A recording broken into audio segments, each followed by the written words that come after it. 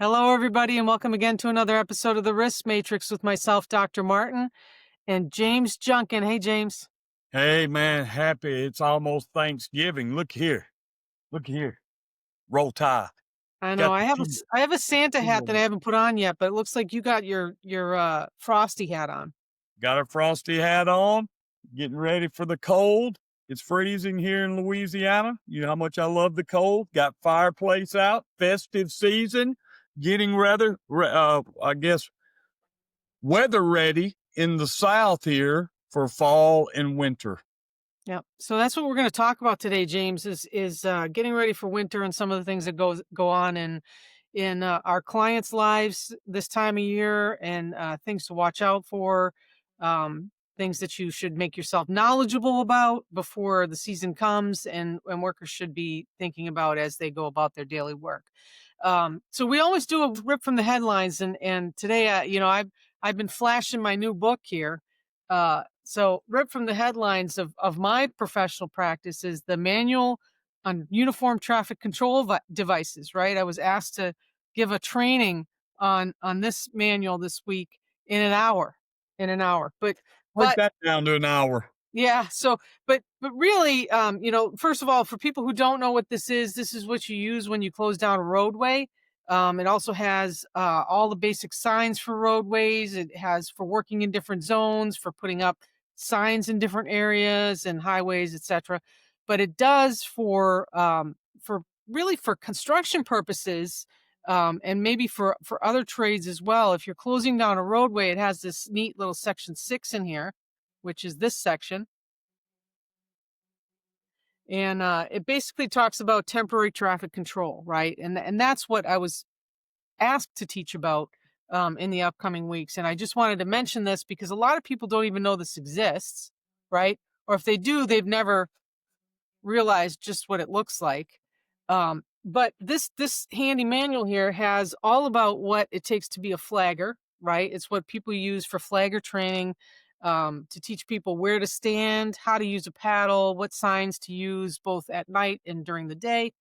And it also has how to close down a road temporarily, how to merge traffic, how to go to one lane traffic, and exactly how long a distance you have to have for a lead in, for a work zone, and for actually a phase out, right? So it's got all those things in it. It's a neat little book to have on your shelf, and a lot of cool stuff in there. And actually, you should be training your workers on this if you're working in roadways, like people who do utilities, trenching work, paving. Anybody that's working in a roadway, you should have a MUTCD around, and your workers should be trained to be able to figure out how to do these things Well, safely. I can tell you around here, so they need a copy of that book because I see a lot of very reputable companies that I know. I'm not going to name them, but by reputation, they're very large, very capable companies. But they struggle with this idea of traffic control. And, sometimes I have a flagger on either end, but there's very little signage. Merging traffic is just based on who got there first kind of thing. There's not a whole lot of um, uh, This tells you methodology exactly how to to it. do it. So let's tell everybody, in case they're not seeing this, the title of the book is called Manual on Uniform Traffic Control Devices for Streets and Highways, 11th edition. And it's by the U.S. Department of Transportation. It actually, you can get it online. I like books, right? Just like James likes books. You can get it online. You can get the pictures and diagrams if you're going to train your workers on how to do, lane closings and traffic control, etc. But you can go right on the Department of Transportation's website, and they have this, and they have all the relevant Really information cool. for you. Really cool. So that's my rip Very from the headlines, James. Absolutely. Well, thank you for that contribution. I'm very interested in that. I'm gonna reach out and get it. Now, when you said it's available online, is there a cost to that? Since The it's the from one online is purely you go on the US Department of Transportation's website. It's right there to click on, read, all that kind of stuff. You probably can download it. I didn't try to do that because again, I wanted the book. I got it on Amazon for about $100, and Okay. it just was updated in 2023, so hopefully it won't be going out of date anytime soon. Absolutely. Well, thank you for sharing that.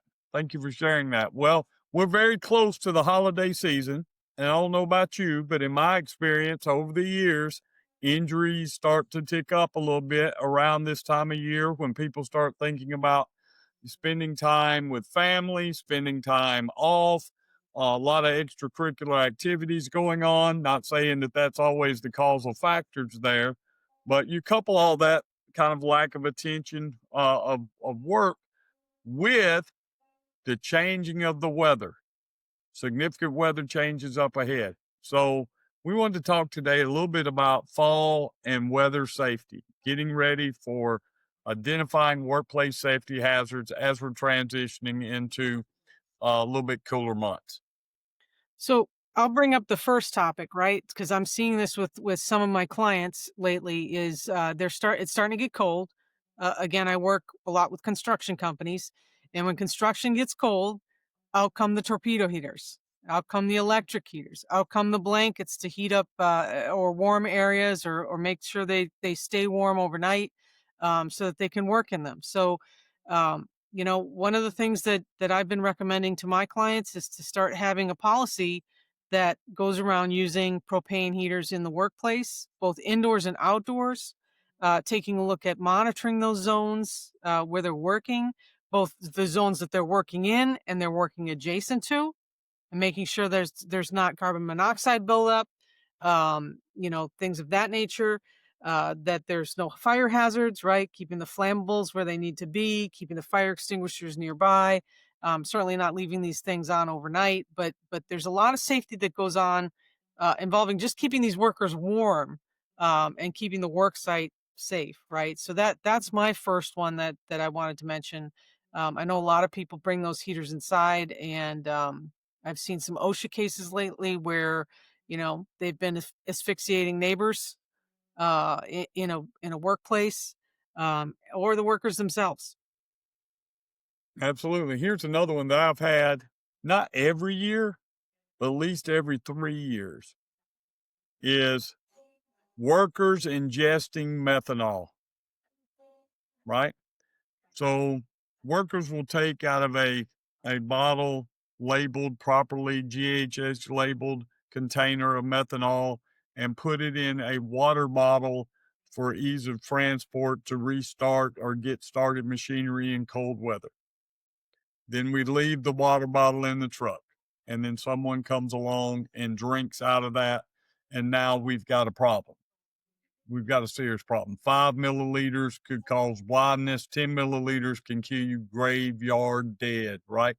But anyway, we're ending up in the hospital at some point, or poison control, etc., and we may end up with an OSHA recordable type injury.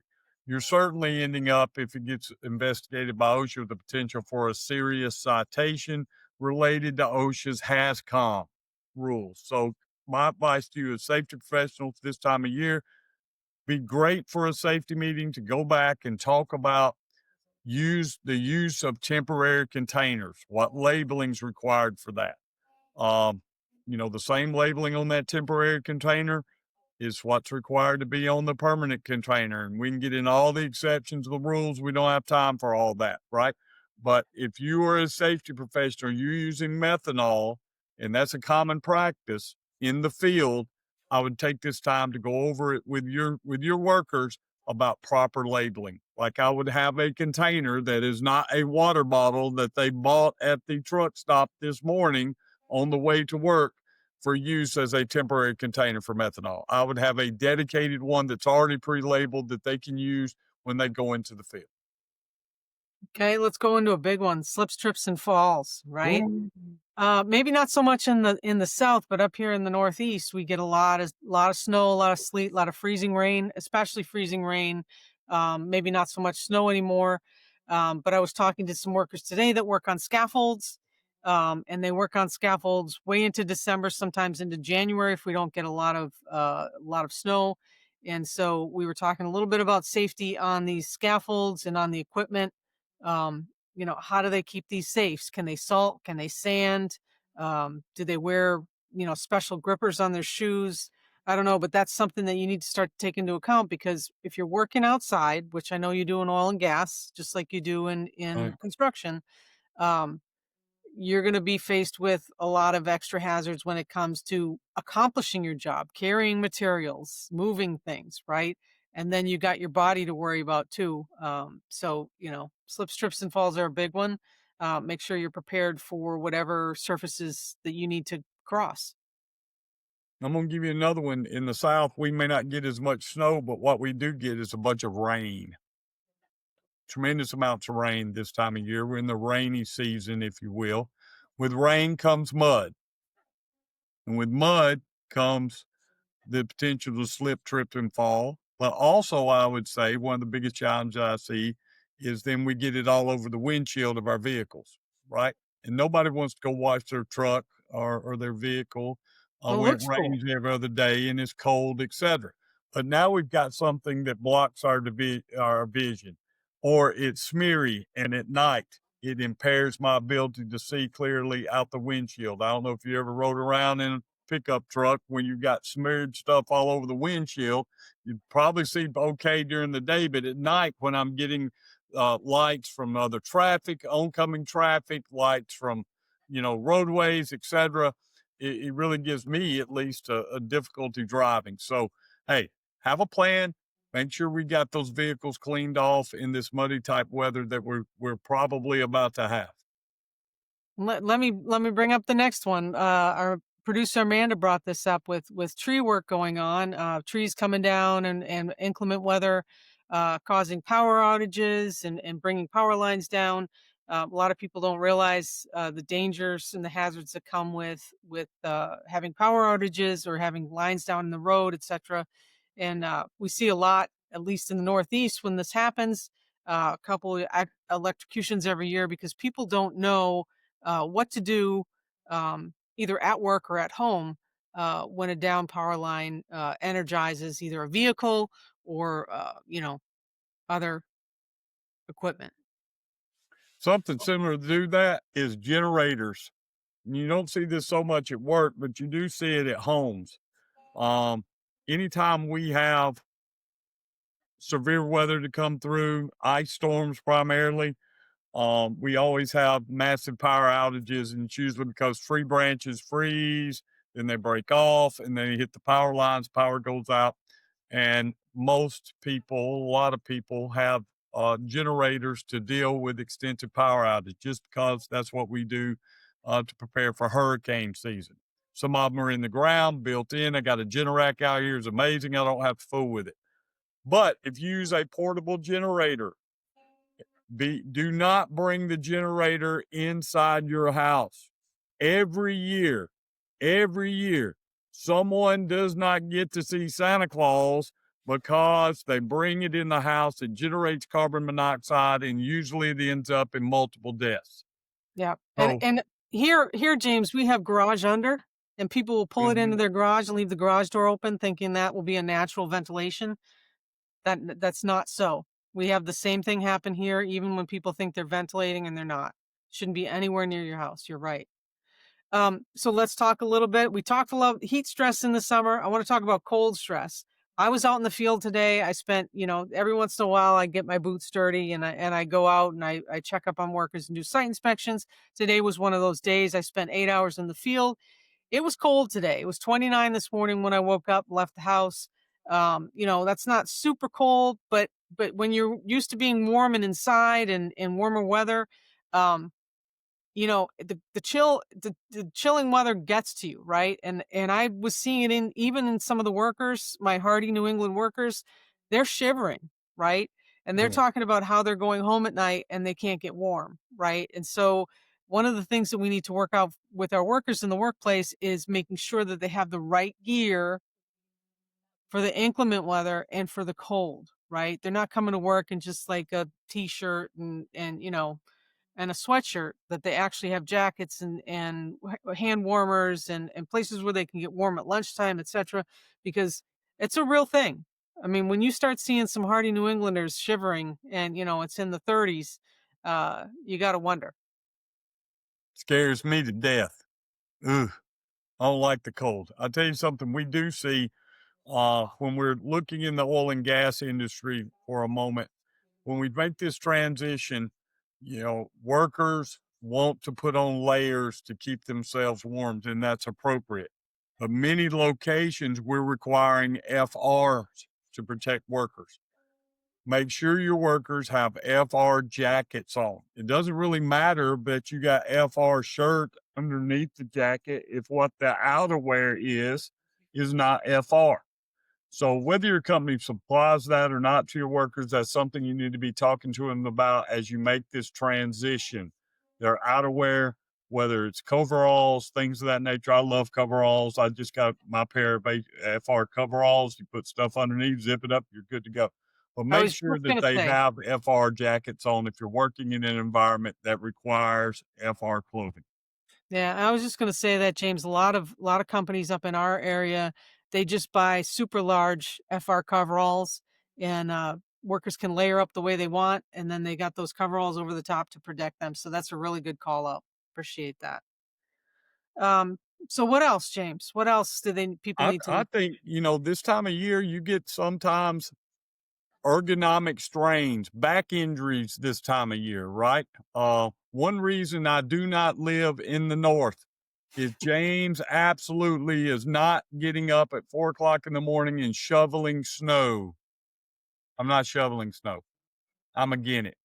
It's against my religion, right? But if you've been going all summer chilling and you're not used to that kind of physical exertion, then you get out, you're doing this to come to work, potentials for back injuries, right?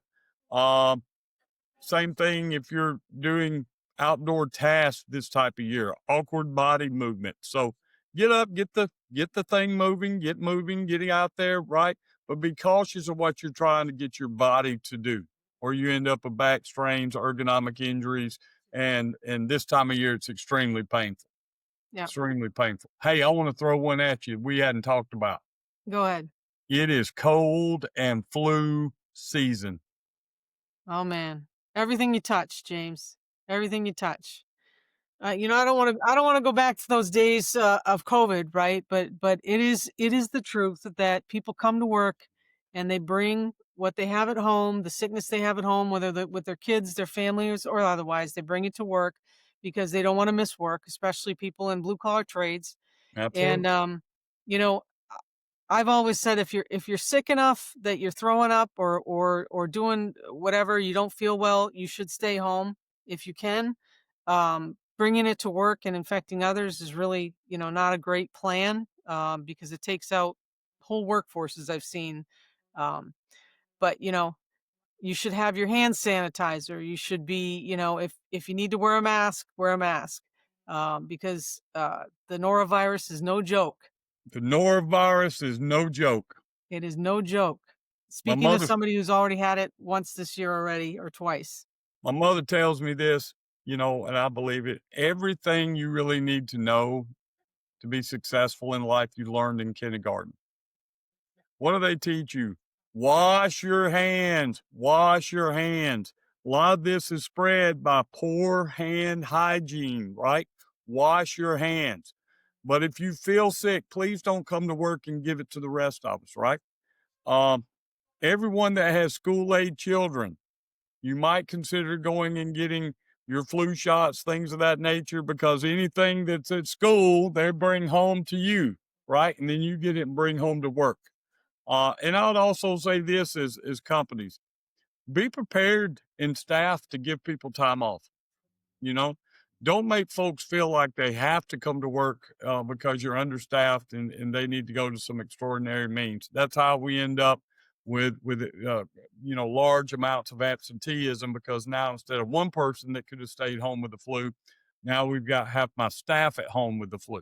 Right. Right. Well, things to be cognizant of. Also, as you're taking, people will start taking over the counter medication to deal with the symptoms of colds, flus, aches, pains, things like that. Hey, if you're an operator of heavy equipment, you have a responsibility here. You have a responsibility to look and see what it says. If it's going to cause fatigue, if it says on the label, Do not operate heavy machinery. find something else. Find something else, Right. right? It's not And worth that just your rolls life. back to fit to work. Absolutely. It's not worth your life. It's not worth the lives of other people. We want everybody to go home safe. So if you need to go to the doctor, go to the doctor. You need to stay home, stay home. If you're going to get over the counter medication, make sure that that over the counter medication is not impairing you to perform your job safely. Please. Right. One last big one, James. You ready for the last big one? Ready? Driving, both on-site and off-site, right? Up here, I know you probably don't get a lot of snow and ice down by you. I know probably once or twice since I've known you, you mentioned some snow that's up on Terrifying. the ground. But ice can happen probably in the south, just like it can happen up here. Absolutely. And I've seen a lot of people drive on a work site similar to when it's nice, bright and sunny out, and it's not the same, right? The mud is not the same, the conditions are not the same, the ice, the snow, etc. So just make sure that you're operating equipment and motor vehicles with caution. Using care with your speed, not tailgating, making sure that you're staying safe for both yourself and other people on the road. So And the all National Safety these, Council will thank us for that because they have a big driving safety initiative. you know, things that happen to us, particularly in the South this time of year, we do get ice storms. We do have temperatures drop in the freezing. Just last year, temperatures drop in freezing, and right behind where I'm sitting, a water pipe burst and flooded my entire library in 3 inches of water, with it about being about 12 degrees outside. So these things do happen, right? When you're driving, good thing to remind your team about: slow down. Think about braking distances. Think about your policy about having workers come in late to work, if we have inclement weather. Just some pre-planning things to get out there to your teams. Everybody's always looking and talking about, hey, I want to know what to talk about at the safety meeting or at the safety bulletin or the safety minute we're going to put out there. We just gave you a whole list of topics, and we haven't even gotten into holiday safety when it comes to Christmas trees and electrical cords That's a and whole nother heaters. And episode. that's a whole nother episode right there. This is getting prepped for that type of season. So take this time now to start preparing your teams for some of the hazards that are emerging as the weather is changing. So thanks, James. I know this is a short episode, but we're coming up on Thanksgiving, which is actually one of my favorite holidays because the meal is made for me. I love Thanksgiving. I love me some turkey. I love me some mashed potatoes. I want to wish everybody out there Football. that celebrates Thanksgiving and coming in the holiday season, stay safe and enjoy the holiday coming up. We're going to be taking a break on Thanksgiving and playing some reruns and some special episodes, outtakes, etc.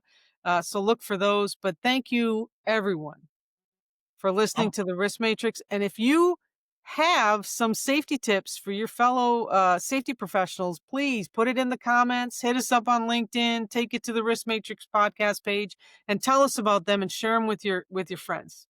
So if you like this episode, you must like and subscribe. If you learned something in this episode about the practice of safety, you must like and subscribe.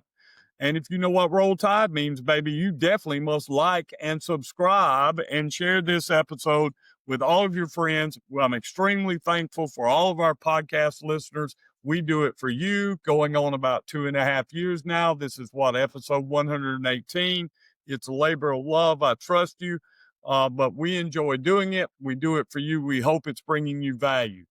Thank you for what you do to bringing workers home safe from high hazard jobs. Until next time, roll tide, baby.